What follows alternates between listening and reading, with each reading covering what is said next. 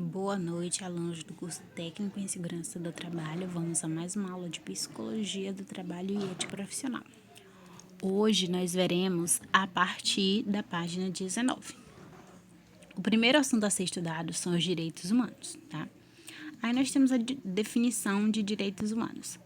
Direitos humanos são direitos e liberdades para todos. É o direito de viver com liberdade, segurança e um padrão de vida decente. Tá? Em outras palavras, os direitos humanos são aqueles que garantem a dignidade mínima para um ser humano sobreviver.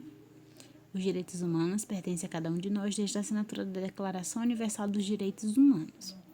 Essa Declaração Universal ela foi proposta e criada durante a fundação da ONU, após a Segunda Guerra Mundial, pessoal.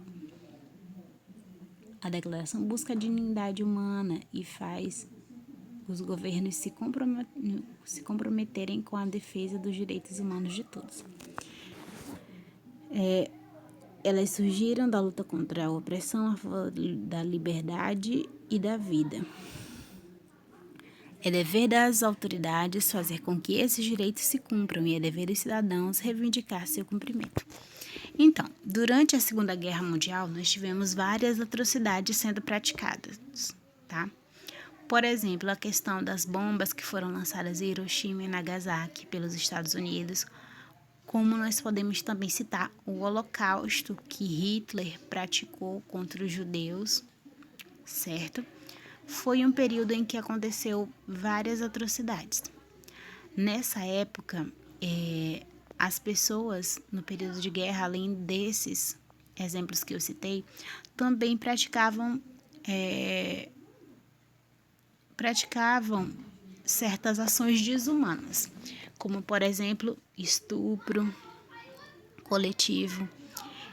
Eles torturavam também os prisioneiros inimigos. Então, a ONU, quando foi fundada depois da Segunda Guerra Mundial, a ONU surgiu com o objetivo de garantir a paz no mundo. Eles também estabeleceram a Declaração dos Direitos Humanos, tá? Onde todos os países tinham que garantir, no mínimo, esses direitos básicos para a sua população. A Declaração Universal dos Direitos Humanos das Nações Unidas afirma que todos os seres humanos nascem livres e iguais em dignidade e em direitos, dotados de razão e de consciência, devem agir uns para com os outros em espírito de fraternidade. Certo? É o artigo 1º da Declaração Universal dos Direitos do Homem. Ok?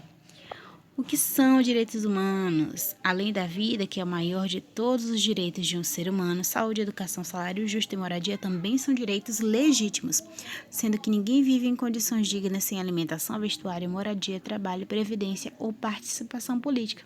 Em outras palavras, os direitos humanos dependem uns dos outros. Então, os direitos humanos nós podemos classificar como os direitos essenciais, direitos básicos do ser humano. Direitos que são necessários para a sobrevivência humana. Esses direitos podem ser divididos em vários tipos. A gente tem os direitos civis, tá? Que englobam o direito de igualdade perante a lei, o julgamento justo, o direito de ir e vir, ou seja, de transitar por onde você quiser, e o direito de liberdade de opinião. Temos os direitos políticos, que envolvem o direito à liberdade de reunido ou liberdade de reunião, o direito de livre associação, o direito de votar e ser votado, o direito de pertencer a um partido político, o direito de participar de um movimento social, entre outros. Direitos sociais, o direito à previdência social, o direito ao atendimento de saúde, direito ao meio ambiente, né, educação, esporte, cultura e tantos outros direitos neste sentido. Bem, os direitos políticos, eles envolvem a participação da vida política, já os direitos sociais, eles garantem elementos básicos para a vida social. Nós temos os direitos culturais, que é o direito à educação, o direito de participar da vida cultural, o direito de progresso científico e tecnológico, entre outros. Tá? Então, o direito de estudar, ele entra nos direitos culturais.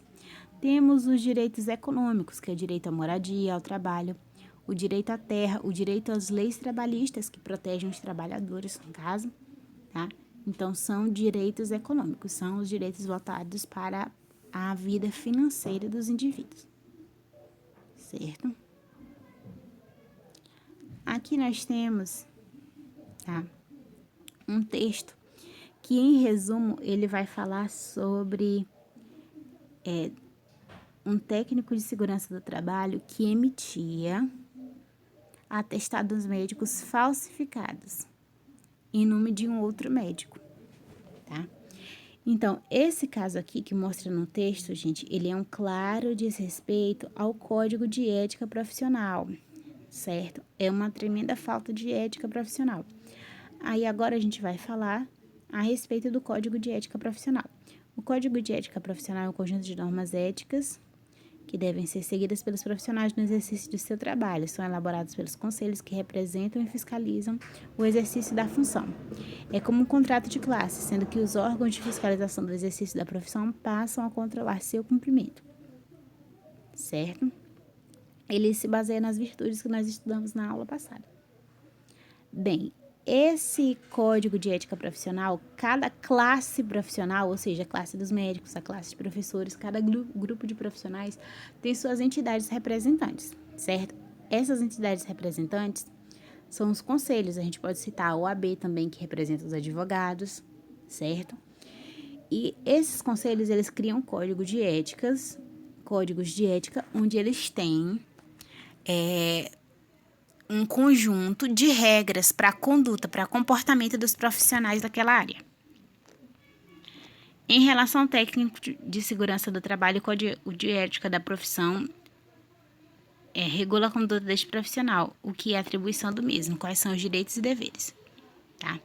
Tem aí o link de acesso, tá, da Federação Nacional dos Técnicos de Segurança do Trabalho, o Código de Ética que a FENATEST, essa Federação dos Técnicos de Segurança do Trabalho, criou, tá? O que é ética e cidadania? Estes dois conceitos, muito comentados, estão relacionados às atitudes do indivíduo, certo? Em outras palavras, o quanto cada um pensa no coletivo e faz por ele. Isso é ter ética, é pensar no coletivo e agir de acordo com esse pensamento, tá? A palavra ética vem do grego ethos, que significa modo de ser ou caráter. Por isso que a ética fala justamente da nossa conduta, ok? A ética também está relacionada à moral, que são costumes, regras e tabus, e convenções estabelecidas em sociedade, tá? Aí aqui nós temos um pouco a respeito da ética e da moral. A ética é o conjunto de valores sociais e igualdade e bem-estar, enquanto a moral é o conjunto de costumes e tradições de uma cultura, certo?